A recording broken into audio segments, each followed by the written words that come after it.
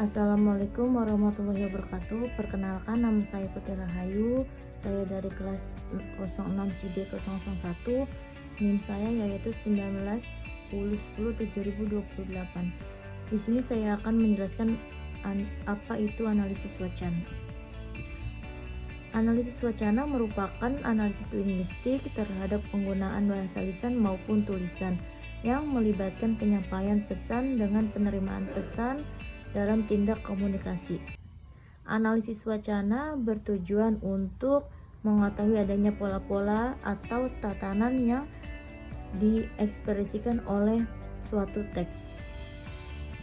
Analisis wacana ini mengkaji unit kebahasaan dalam cakupan ilmu linguistik baik yang berupa mikro maupun makro. Kalau mikro itu seperti sintaksis, pragmatik, morfologi, dan fonologi. Kalau berbentuk makro yaitu seperti sosiolinguistik, pragmatik, dan psikolinguistik. Di sini saya akan menjabarkan menurut para ahli. Wacana menurut para ahli yaitu yang pertama menurut Harimurti Kridak Laksana. Wacana adalah suatu bahasa terlengkap dan merupakan suatu gramatikal tertinggi atau terbesar dalam hierarki gramatikal. Yang kedua yaitu menurut Henry Guntur Tarigan. Wacana ini adalah satuan bahasa yang paling lengkap dan lebih tinggi dari klausa, kalimat, dan memiliki kohesi dan koherensi yang baik. Yang ketiga yaitu menurut James Diss, menyatakan bahwa untuk menghasilkan suatu rasa kepatuhan atau rasa koherensi bagi penyimak atau pembaca. Nah, di sini saya akan menjelaskan selanjutnya yaitu jenis wacana. Wacana lisan dan tulisan. Pertama, wacana lisan merupakan penyampaian wacana lewat media lisan atau langsung. Jenis wacana ini memerlukan daya simak yang tinggi agar interaksi dalam penyampaian tidak putus. Yang kedua itu wacana tulisan.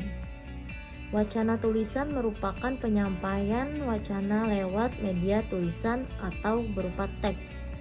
Jenis wacana ini lebih efektif dan lebih mudah daripada wacana lisan.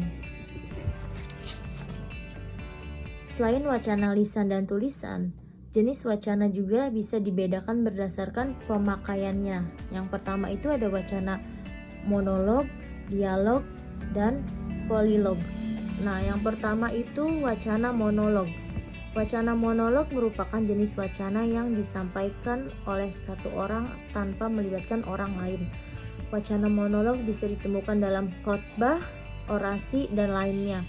Wacana monolog terjadi ketika pendengar tidak menanggapi secara langsung apa yang disampaikan oleh penyampaian wacana tersebut. Yang kedua itu yaitu wacana dialog. Wacana dialog ini merupakan jenis wacana yang dipakai dalam bentuk interaksi. Wacana ini terjadi ketika ada dua orang atau lebih saling berinteraksi dan terjadi pergantian peran antara keduanya. Misalnya pembicara jadi pendengar. Nah, jenis wacana ini mudah ditemui dalam percakapan sehari-hari. Yang ketiga itu yaitu wacana polilog. Wacana polilog merupakan jenis wacana yang melibatkan lebih dari dua orang atau semuanya berperan aktif dalam sebuah interaksi.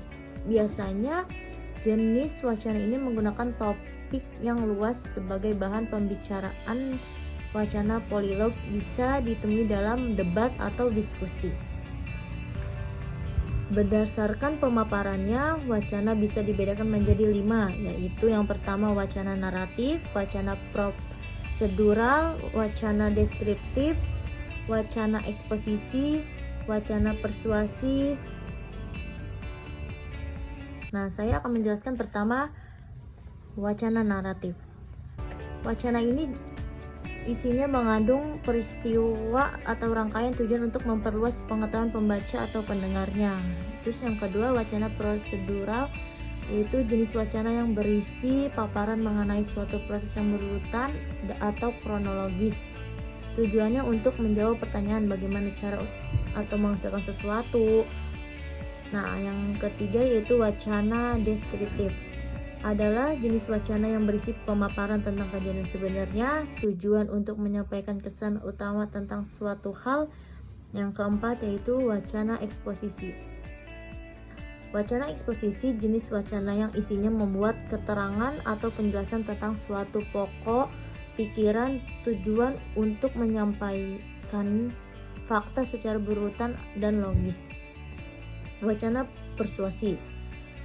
Wacana ini berisi paparan tentang penjelasan sesuatu hal bertujuan untuk meyakini pembaca atau pendengar agar menuruti apa yang disampaikan penulis.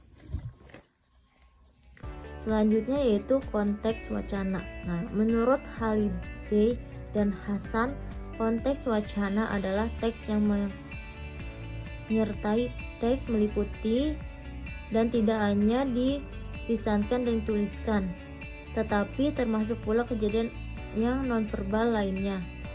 Konteks wacana itu adalah peranggapan, implikatur, dan inferensi. Contoh teori analisis wacana yaitu saya menggunakan stiker pantang pulang sebelum bawa uang. Yang kedua itu pejuang rupiah tak kenal tanggal merah.